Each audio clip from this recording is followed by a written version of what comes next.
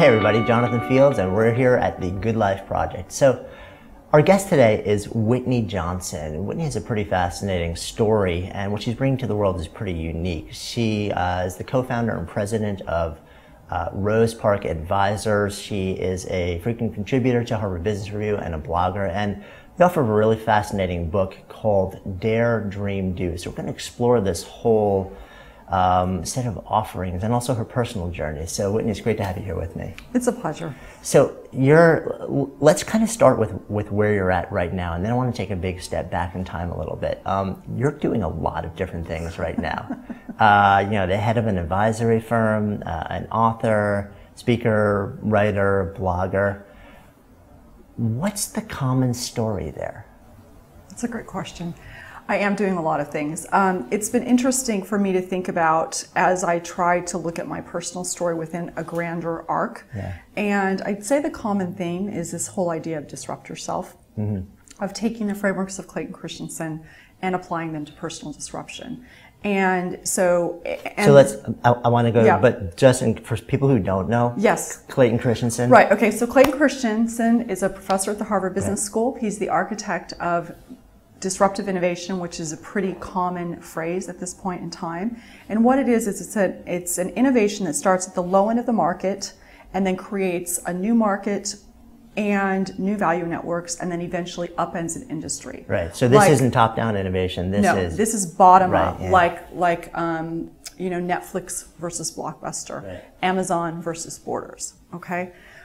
So I'd say that's one major theme, is that my life is very much about this whole notion of disruptive innovation, of disrupting yourself over and over and over again. The other major arc would be is that as I think about myself, I really think of myself as an investor, but not just an investor in stocks and companies, but also an investor in people and concepts and dreams. And I think that would be the really, really major arc, is that's what I do, that's who I am, and then disruptive innovation really is my investment philosophy. So it's sort of like the manifestation is in day-to-day life is investing in a wide variety of stocks, bonds, portfolios financially, but that's a tool for you more than the overall philosophy. Yeah, that's absolutely right. So let's take a step back in time, because your journey is really kind of fascinating to me. Big step back in time. You started out in Wall Street, which is kind of fascinating because you talked about sort of like disruptive innovation, not top down. You started out basically walking in at the entry level position. Yeah. And how do you go from there to where you are right now? What are the sort of like the big aha moments in the evolution? Well, okay, so going back, as you said, 2 decades ago, I graduated from college in music, and my husband was getting his PhD at Columbia in molecular biology. And so we moved out here. I would never have moved to New York, but he wanted to move, and so sometimes you just do what your spouse wants to do. Right. And so once we arrived here, I thought, well, I'm in New York, I want to work on Wall Street. Now there were... Wait. You graduated college with a degree in music. Yes. You're a pianist. Yeah. Pianist. Yes. And you say, I want to work on Wall Street. Yes. Explain Exactly. that. Exactly. It's a great question. I think that if I really analyze myself, I've always been a little bit of a brass ring person. So for instance, when I'm in high school, what do I want to do in order to be successful in high school? Well, this was a little bit pre-Title IX, so girls didn't play sports. If you wanted to sort of go to the top of the pecking order, you either became homecoming queen or you were a cheerleader. So I decided I'm going to be a cheerleader. So I was a cheerleader in high school. And so I think what happened for me is that I got to New York and I discovered Wall Street because I had grown up out west, and Wall Street didn't really exist at that point in time out west. And I said, okay, well, remember, this is the time of Bonfire of the Vanities, it's the time of Gordon Gekko, it's the time of Working Girl, and I'm going to work on Wall Street. So that was kind of the next brass ring for me. The problem, of course, is that as a music major, I would walk in to say, to interview, and people would look at me and say, well, you're a music major and you can type really fast, because I could type about 80 words per minute. And I was a female. So they're like, great, you'll make a great secretary. And I kept trying to get jobs and I couldn't. And so finally, I wanted to do something that used Spanish because I had lived in Latin America for a year and a half. And finally just took a job at Smith Barney on 1345 Avenue of the Americas, right next to the Hilton Hotel, as a sales assistant, which was basically a secretary because, again, I was a music major, I was a woman, and by the way, I'd never taken finance, economics, any business courses at all. Did that freak you out at all? Not getting a position, like that you have to start there, but the fact that you were going into an industry which was numbers heavy, like theory heavy, formula heavy, and you came from a world of music, a lot of people, that would terrify a lot of people. And that would be enough to keep them from diving in. But it seems like it wasn't, was it even an issue for you or thought? No, I just wanted it. And so I got the job, and it's a great question. No one's actually ever asked me that. I just got the job, and then I just said, okay, I'm here. I'm a low-end disruptor. I'm where I need to be in order to be able to move up market because I am working on Wall Street. So I'll start taking finance and business courses at night, which I did. And then I was fortunate because I did have a boss who was willing to promote me from secretary to professional, which is, if you've worked on Wall Street, that's pretty rare. Right. But I just was determined. And so I think, determined and a little bit of serendipity, it happened. Right. So when you say professional, for those of people that aren't all that familiar with how Wall Street works, what is that? A professional is someone who is on the professional track. In this particular instance, it was investment banking. So you start out as an investment banking analyst, straight out of college, and then you work your way up into either an associate or you go to business school, and then you come back from business school and you're a vice president, etc.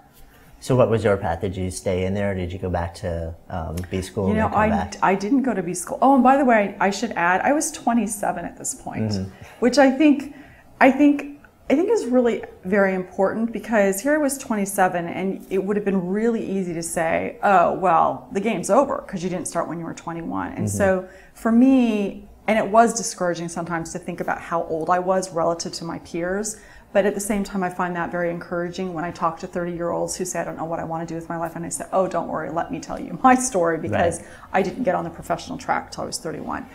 So anyway, I'm doing school, but I'm taking classes at night. I don't go back to B school because my husband's in school, and I wasn't, here's where I was risk averse. I wasn't necessarily willing to go to school full time and take out all that debt. So I just did the NYU MBA part-time. But I only got halfway through because once I was halfway through, I had my first child, and I was working 90 hours a week, and so something had to go. Wow. Yeah.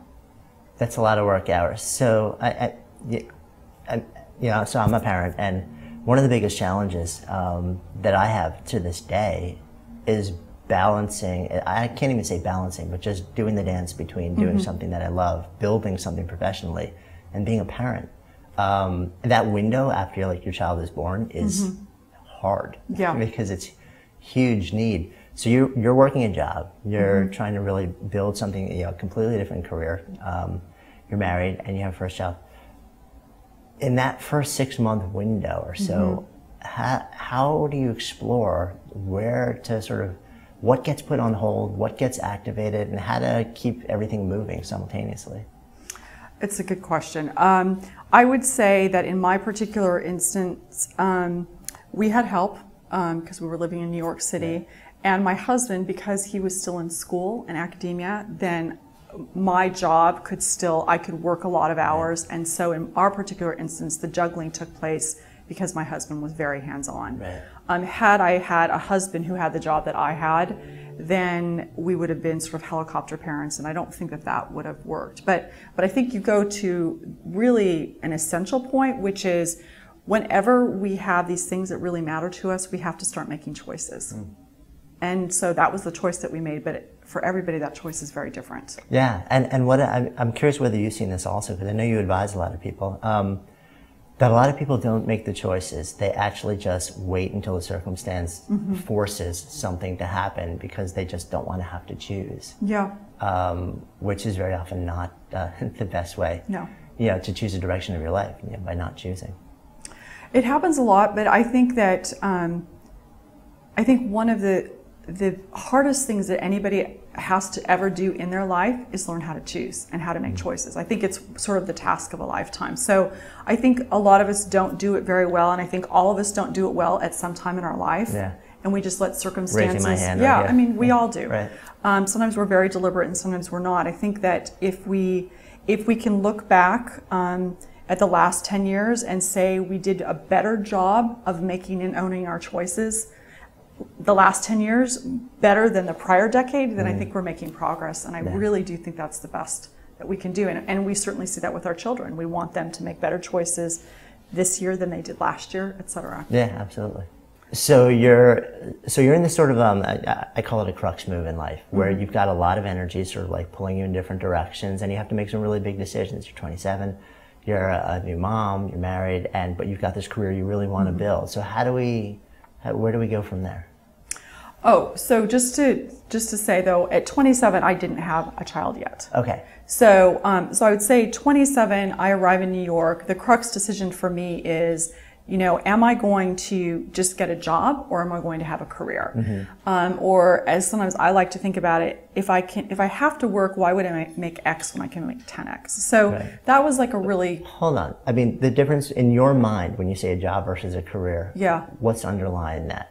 Oh, that's a great question. What's the difference? I think that whenever I think about the notion of a job, it's sort of, maybe women do this more than men, but I know a lot of women who just say, well, I'm not really working. I'm just, working for a few hours a week because I have to, but I'm not really working. But they really want to work. Or there's nothing deliberate about it, sort of back to what we were saying earlier. And so for me, the difference between a job and a career is I'm invested in this. I like working. Working matters to me. It's part of my identity. It's not just this thing that I do so that we can somehow put food on the table. Work does, in my parlance, when I hire work, I don't hire it just to do the functional job of making money. I hire it to also do emotional and social jobs for me. Got it. Interesting. So let's come back to where you're going. To the crux moment. Yeah. Well, I think that crux moment or pivotal point for me at 27 was realizing that I was now the gatekeeper of my own dreams. That I think arriving in New York was really important for me because there was so much possibility here. And there really is. And so I had sort of this wonderful collision of possibility of I had been married for 2 years and really feeling, a great husband. And as I think you described the other day, a spouse as a champion, which was really important for me. And then having a necessity of needing to put food on the table. And so I think the collision of all three of those were really what got me to sort of say, okay, this is my life and I can own this and I can have this career and I can do this thing that I'm really proud of. But if I go, fast forward, 7 years when I had my first child, I think the crux moment there was, okay, it's time to have children now. We've now been married for 10 years and making that decision, is my career still number one, or do I want to have children in my life, and how do we do this and making that decision? And we did. And sometimes, at least for me and for my husband and I, we knew when it was time to have children. And I think a lot of people do. And so at that point, then we had to rebalance and reconfigure things. But still, I would say that my career probably still took the bulk of my time. It wasn't until 2005 when I made that decision to kind of have my career take a little bit less time and then really try to devote myself more to figuring out, what does the art of mothering really look like? How do you really engage in that? And what was it that sort of caused that new, sort of like that introspection at that moment in time? Was it just something that built slowly? Was it an event? Was it?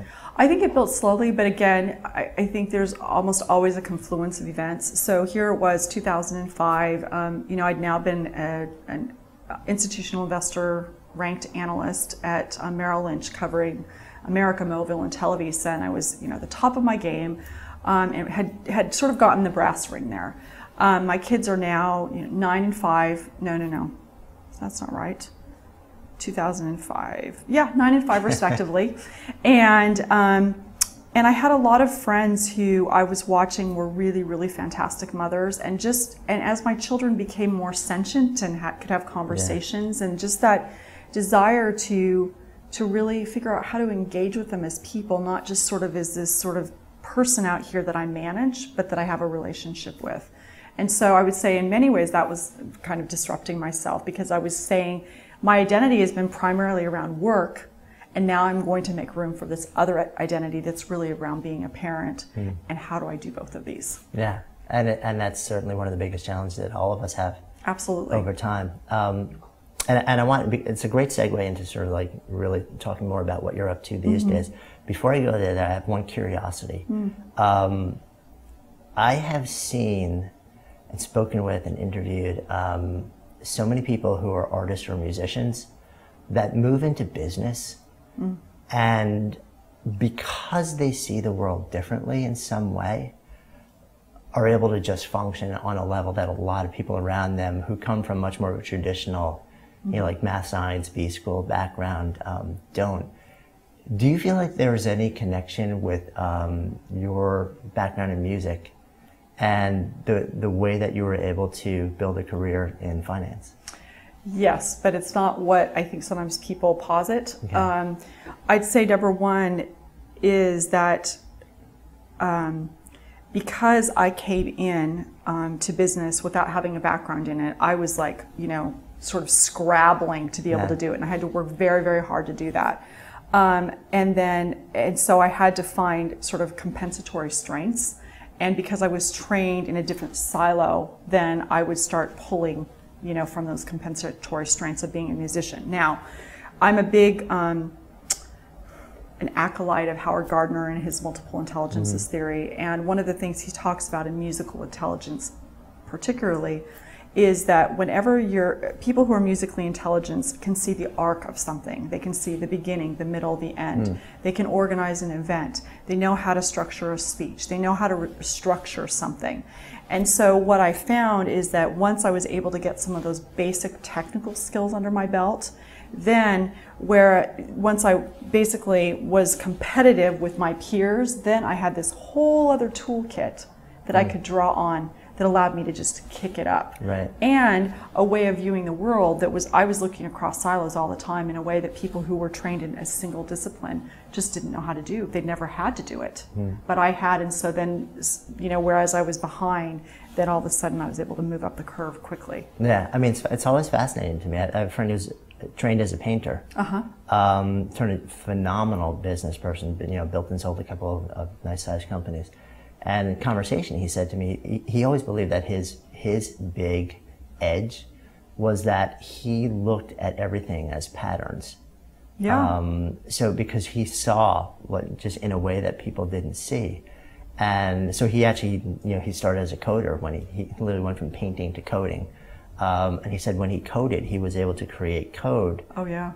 Just so differently because of how he saw literally how he saw numbers and words and patterns as a painter. It's a completely different lens. lens. And I think also the art that you're talking about also, it gives you a different frame and allows you to see things that either other people don't see or they see very differently than you.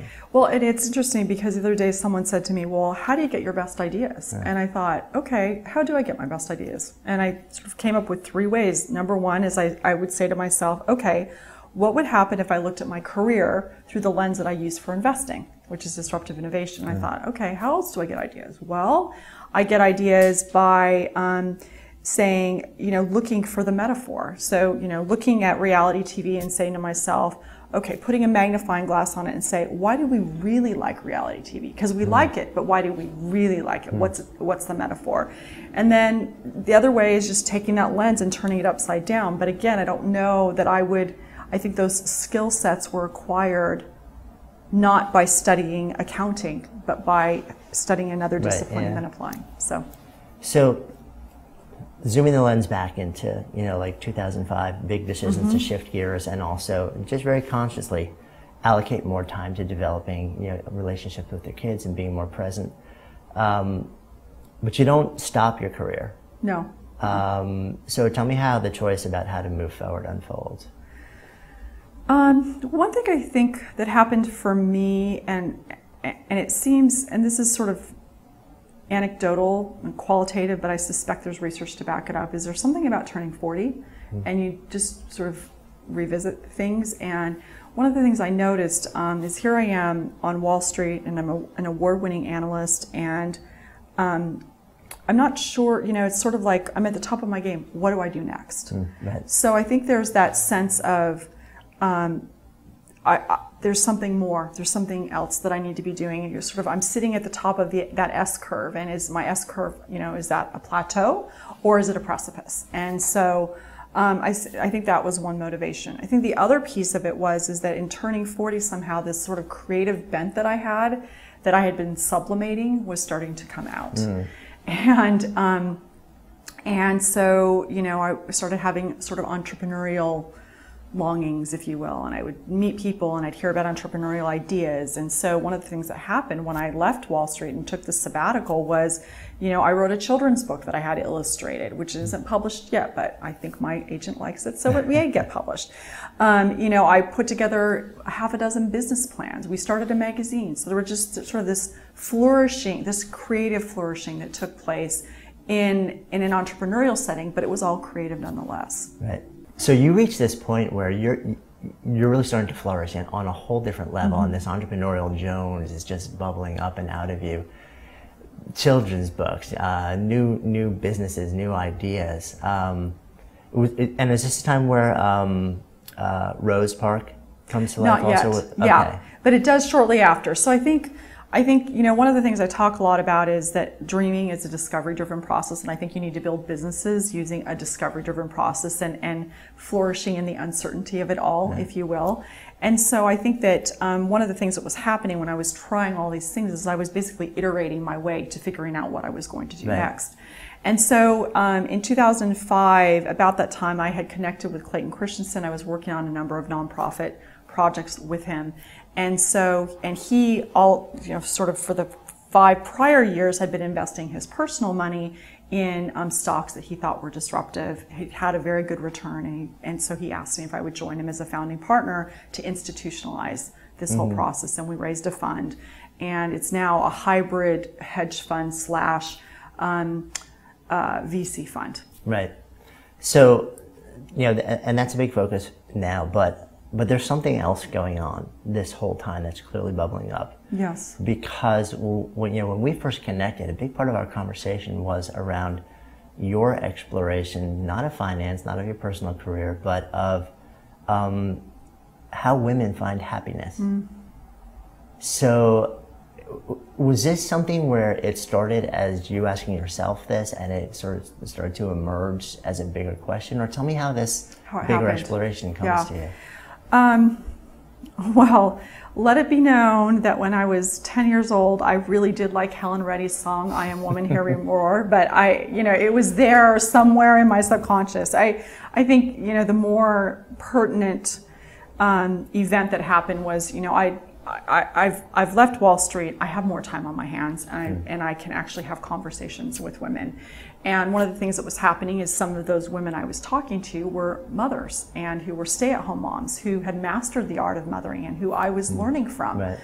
And so we'd had sort of these alternate realities the last 10, 15 years, and I would start saying to them, okay, tell me what your dream is. Because here I had gone to Wall Street and I dreamed this dream and I'd accomplished it, and so I wanted to know what they wanted to do.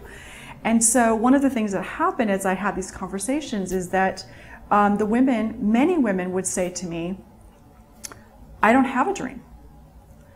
And sometimes they would say to me, I do have a dream, but I don't know how to do the dream.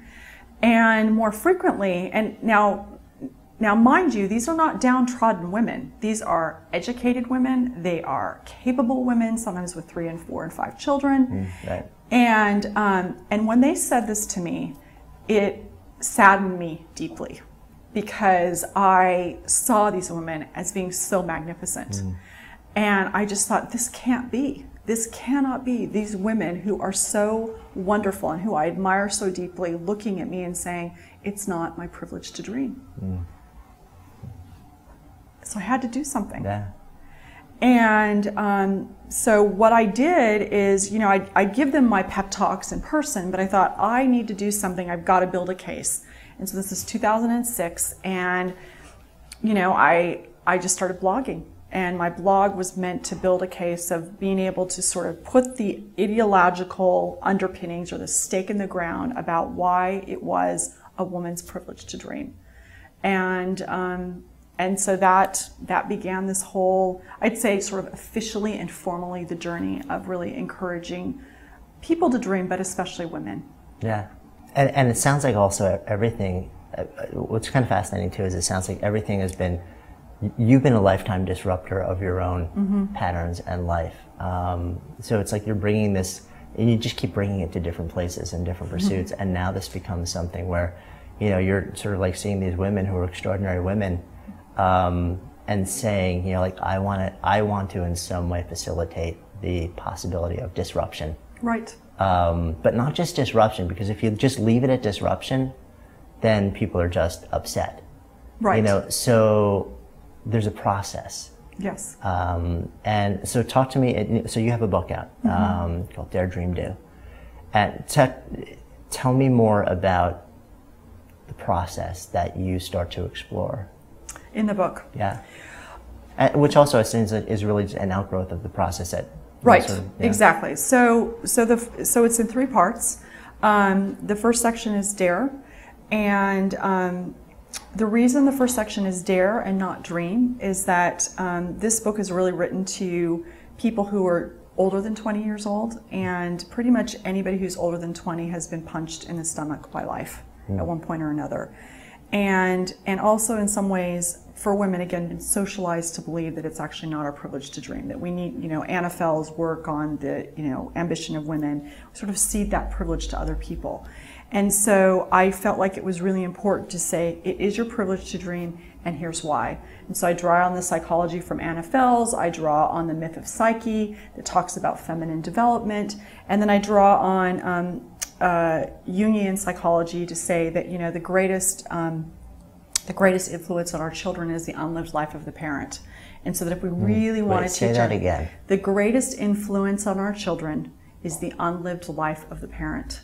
That is powerful. It is very powerful, because one of the things that we then say to ourselves is, if I dream, not only will I model for my children how to dream, but when I dream, then I have my own dreams so that my children can have their own dreams. Right. And so for a woman who may be thinking, I have to just focus on other people, then I'm saying to you, if you don't focus on yourself, then the people that you're trying to focus on won't be able to achieve what they're meant to achieve, because they won't know how to. Yeah. And it's so true. I mean, I'm not a woman. Let's lay that out there. Yes. It's very apparent. But like, as a dad, it's just so crystal clear to me that I can say everything. I can say, this is how to live your life, go follow your dreams, do all this stuff. But if I'm not doing it myself, and my daughter sees me not doing it every single day, it doesn't matter what I say. Right. It doesn't. You know, because it's like, you know, it's like going to, you know, your doctor, you know, your physician, and like every year they're telling you, you know, like you got to lose weight and stop smoking. Yeah. And then you see them out at a party and they're, you know, like 80 pounds overweight and they're chain smoking. Right.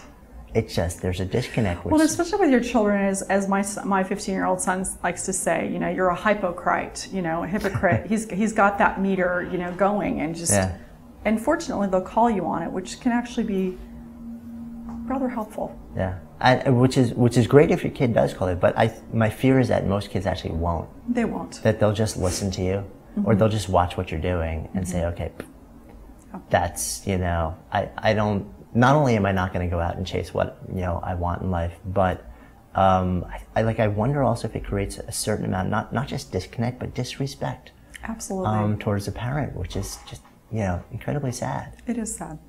So from there we go to a place where we start out and you focus on the dare part first, because for people who are a little further into life, there's something scary and risky about even getting to the process of dreaming. Right. Right, and I mean, again, I think, you know, your story, I think, illustrates that really well. There was some element of, I mean, you had that catalyst of 9/11, but there was that element of this is scary to do. I have this job that I get paid to do, and I have stature.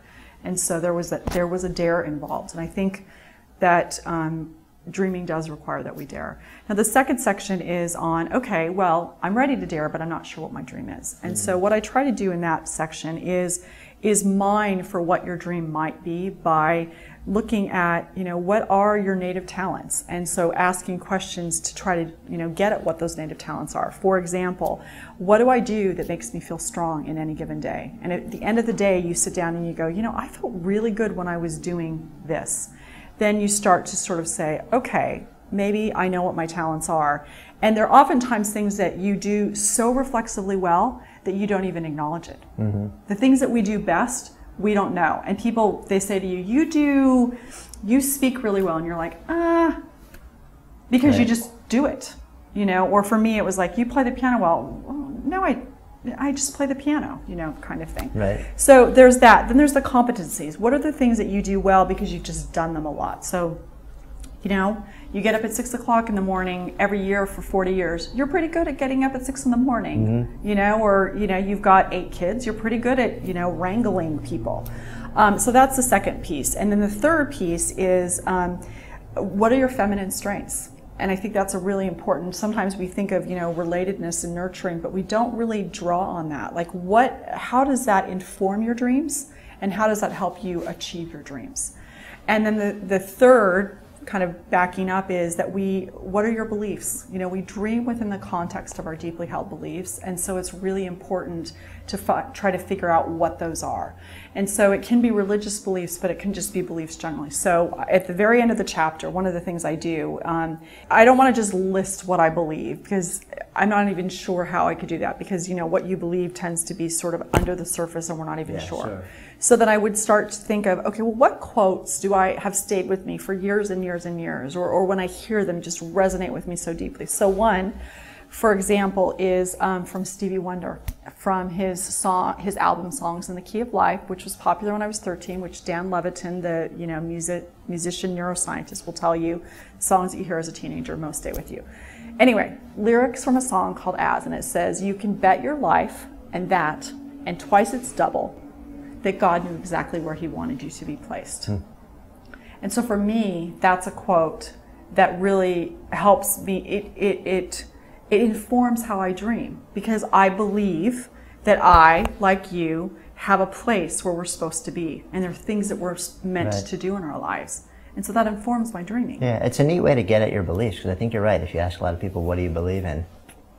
I don't know. They may say, I believe in God, I believe in, but like, to lay out a fuller set of beliefs, a lot of people probably would really struggle with that. Yeah. It's interesting to sort of say, well, okay, look at like the quotes that have really stayed with you. Yeah, that you've used over. Yeah, and, really like another tool. One is Einstein. Coincidence is God's way of remaining anonymous. You have to always choose.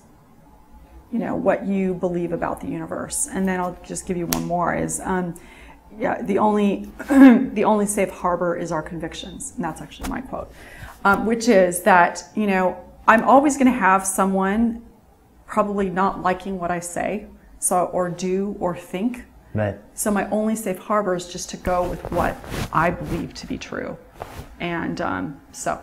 Yeah, now you have me thinking about, okay, what are the quotes that have stayed? Yeah. You're going to have to write them down so I know what I believe. Yeah, well, and some of them are going to be in your book. Yeah, I mean, maybe. A lot of it comes out that way. So identifying beliefs, I think, is really important. But you also touched on something, which is, what was the actual term that you used? Feminine? Feminine strengths. Feminine strengths. Can you deconstruct that a little bit for me? Yeah. So, for example, I think one of the strengths that women have is, and I actually draw on from a story of Abigail in the Old Testament, and when her husband incenses King David, and King David wants to kill him, and he's not a nice guy. He's fairly, sort of like, let him kill him kind of thing.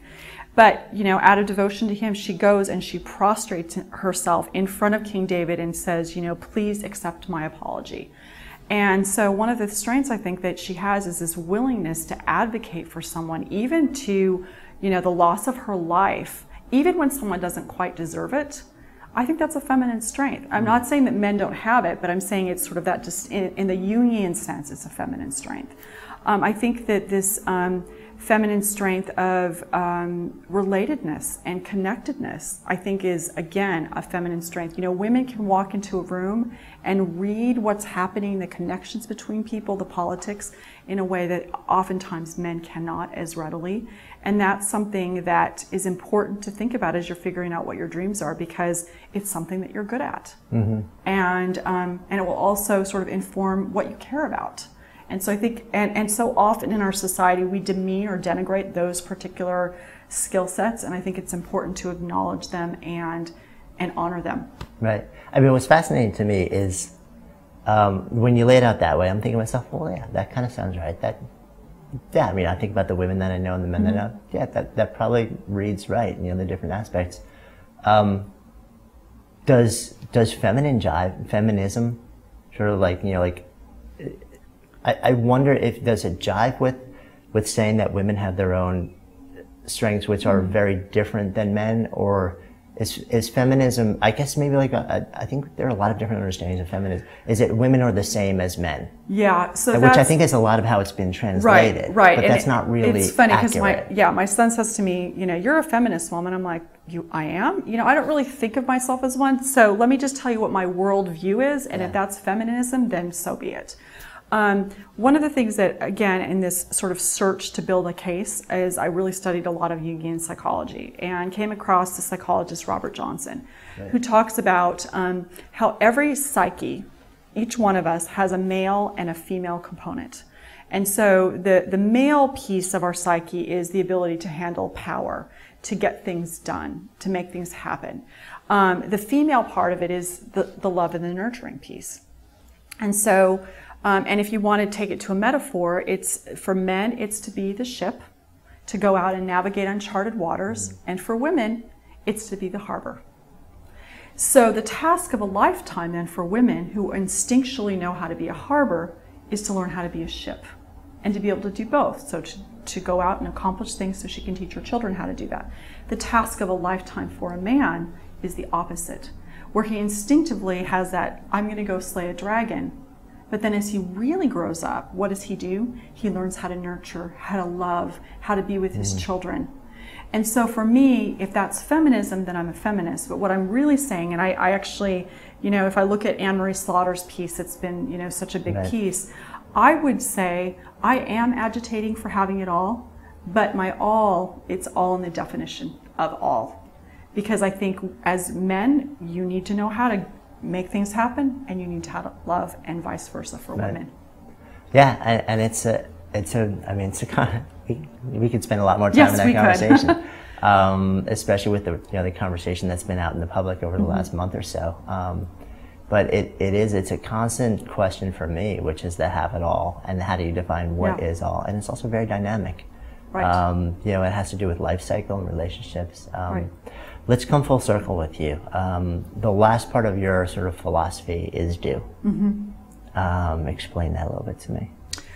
Well, again, going back to this notion of, you know, first you need to dare to dream, and then you need to figure out, or we want to figure out what our dream is. But then ultimately, if I'm gearing this primarily to women, the do piece is, how do you go out and be the ship?